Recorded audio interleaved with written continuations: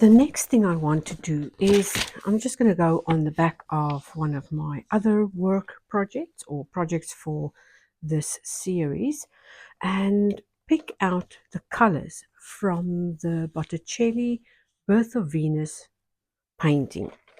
And I love that painting. It has the perfect balance between warm and cool, light and dark, and also the oranges and the greens compared to the blues and browns really work very well together.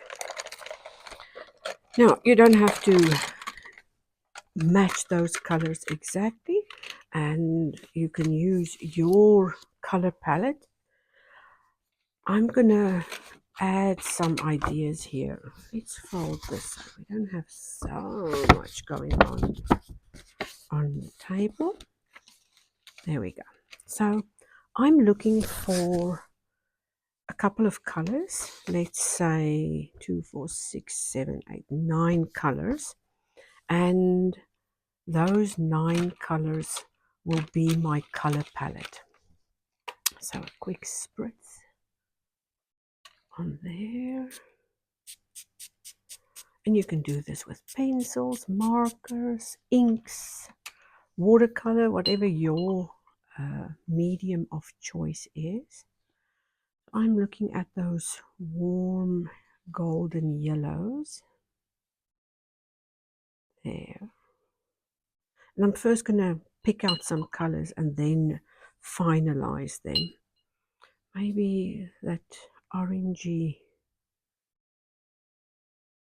golden color in her hair. Let's see. Oh, I like that. Brown. This brown I've got here might do the trick. I'd like to cool it down a little bit, so let's add a drop of that neutral tint. Oh yes, that's looking much better. There we go. So that was the raw umber with neutral tint. Here we go into some of those deeper greens, and I'm gonna use that green from my palette. Love that. Then a bluish green. Let's see what that looks like.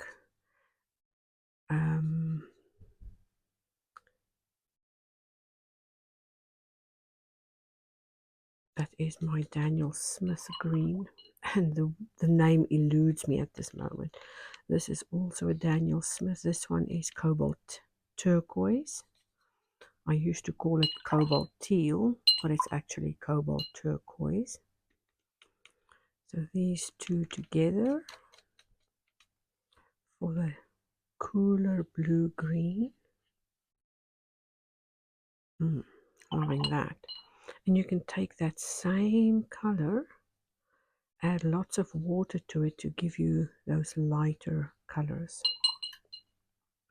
So each of those can have their lighter version.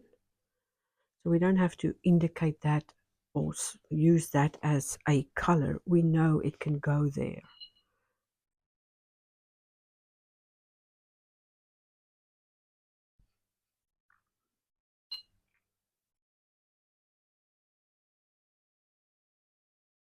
Right, so we have the intense versions and the pastel versions. That seashell can be a mix between the two. Those blues there. Let's go for ultramarine in that brown. A little bit of brown with the ultramarine gives you a beautiful steel blue, and then thin down it has that very airy sky color. Let's do that again. Ultramarine with a little bit of the brown just to neutralize it and take that intensity out of the ultramarine. So I want to go a little bit redder here. I'm thinking let's use that cadmium red and put a little bit of this opera pink with it. Yes, I love that. I need a little pink like that, only because I love pink. Now you can have an alternative color there. But I'm already liking that. So 1, 2, 3, 4, 5, 6, 7. So 2 more. How about, well, I think I can mix the additional 2 by intensifying some of these colors or intermixing some of them. So if I take that pink we just mixed up and add more of that yellow ochre, I could get something between those two that could be a really good shell color. And if we tone it down a little bit, that pastel, it looks a lot like that one, but let's see where this goes. And my other color, my 9th color, I want gold. So I'm not going to mix a color up or bring in another color. Now I'm even seeing a little bit of lime green there, but I could easily mix that yellow ochre with the blue I mixed in and get that green, or I could use the yellow ochre on its own and mix that with some of my green there and get a different green. So whichever way I'm going to go, I can still create a lime green with the selection of colors I've got here. So going back to that 9th color, that would be my gold. All right, so my color palette is ready and laid out and good to go. And now I can translate it into this swatch here. And if you're doing a class with me in Bryad, you can also use these exact same colors for your shells, because we are going to paint the shells that are going to be collage elements on top of our frame. That's why we simplified our frame to be more geometric. I don't want to pull up the whole thing here. There it is. A little bit more geometric like that, and then afterwards have our shells on the corners or as embellishments. All right, so let's put the colors in their respective places. And go there. I'm just going to add all of them, make sure I have them just as a reference on my worksheet, so that when I want to redo this project, that I know what I did and how I got the results.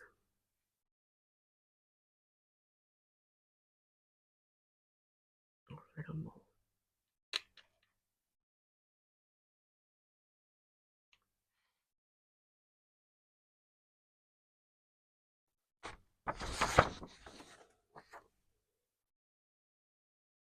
I could take any one of these pages later and still get to my end result. It's nice to have lighter and darker versions of your color, thereby giving you, oh, that was the ultramarine, wasn't it? Was that green? Oh, no. That was cobalt teal with the green. Well, in any event, there's a beautiful color that I'm just going to translate onto there.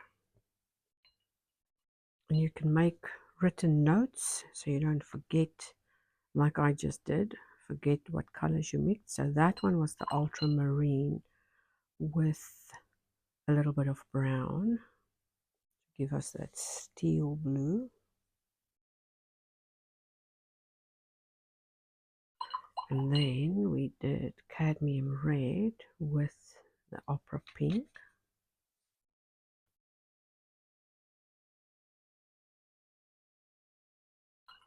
And we did like a limey green.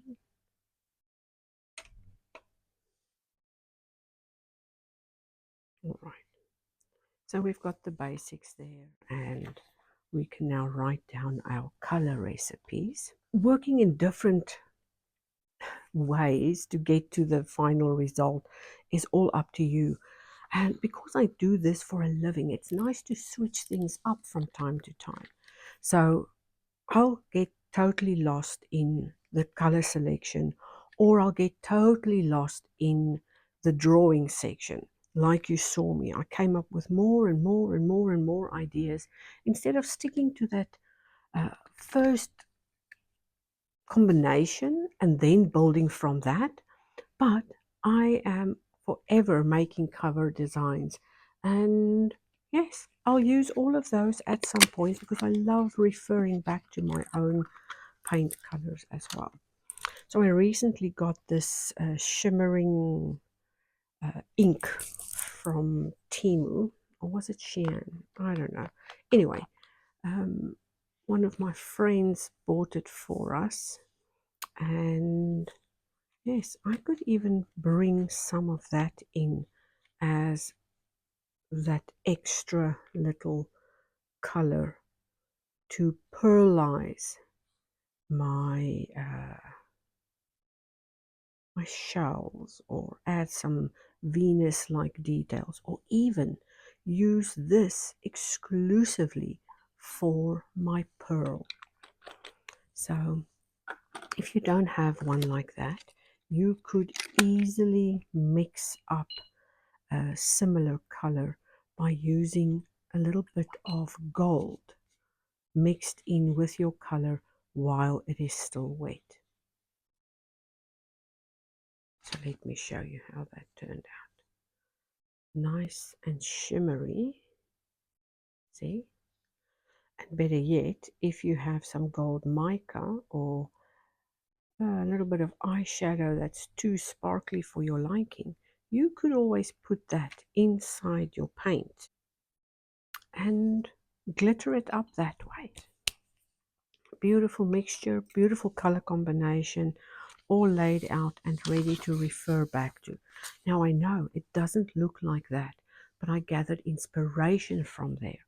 The same reason I gathered inspiration from that painting to come up with our design.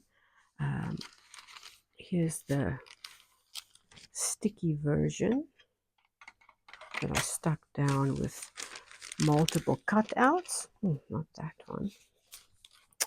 There. And you see how her hair is covering her, just like her hair is covering, but her two hands are doing different things. This one is releasing the old bad things, and this one is holding on to the things that help you find the wisdom of love. And even the things we let go are things that will release the unwanted so that more of the wanted can come in. She's standing in half a clamshell. She is standing in a whole clamshell that's radiating outwards from creation, I can almost say. Then there's the tongue of the clam and that pearl I was talking about. This here is just a little decorative element that I'm going to put the date in, and of course the grid around the back that we decided would be like a fishing net. Really easy to do, really easy to reproduce, and you can even do that freehand. On the other side, we've got our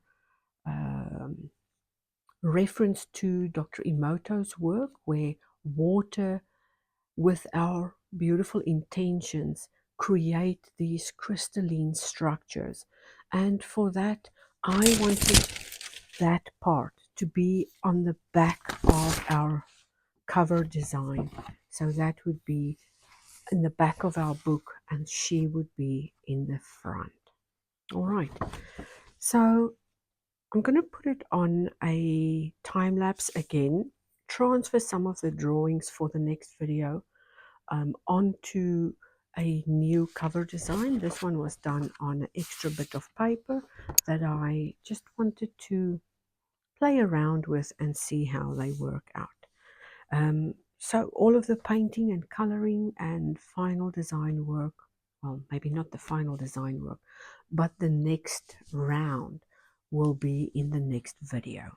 All right, go ahead and create yours and live vicariously through design and creativity to come up with your own unique ideas. If you want to follow along exactly with what I was doing, then you are more than welcome to print out the girl, cut her out, and print out that design and use that as your foundation. I would like to urge you to draw your own clam with a geometric construct, just so that you can also do the little geometric practice for today. And when you have time, take out a compass and draw another geometric pattern using the flower of life.